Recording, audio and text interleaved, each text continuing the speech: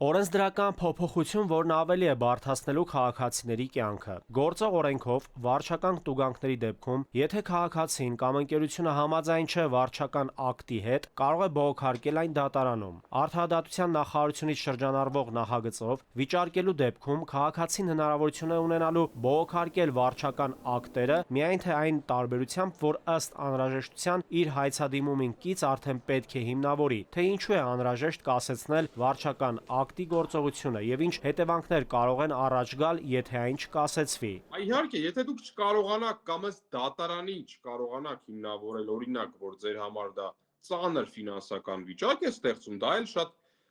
այսպես ասած գնահատման ենթակա եզրույթներ են։ Մի դատարանը կարող է մտածի, որ օրինակ, չգիտեմ, 10 միլիոն շրջանառություն ունեցողի համար 4 միլիոն տուգանքը ծանր վիճակ է ստեղծում։ Մյուս դատարանը գնահատի, որ չէ, 4 միլիոնը կարող ես վճարել, դեռ գոյատևել, հետևաբար ծանր չի։ Շատ վիճելի եւ գնահատման ենթակա եզրույթներ են սրանք։ Օրենսդրական այս փոփոխությունը ավելի ծանր ազդեցություն կարող է ունենալ բիզնես գործունեություն ծավալող տնտեսվարողների համար։ Ընկերությունը օրինակ տուգանվել է մի քանի միլիոն դրամով եւ դիմելով դատարան պետք է սպասի անորոշ ժամկետով, թե երբ իր հայցադիմումը դատարանը կհիմնավորի։ Եթե ի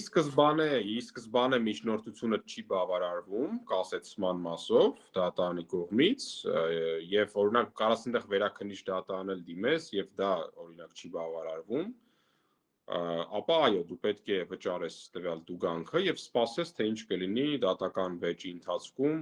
առնվազն 2 տարվա ընթացքում, որովհետեւ եթե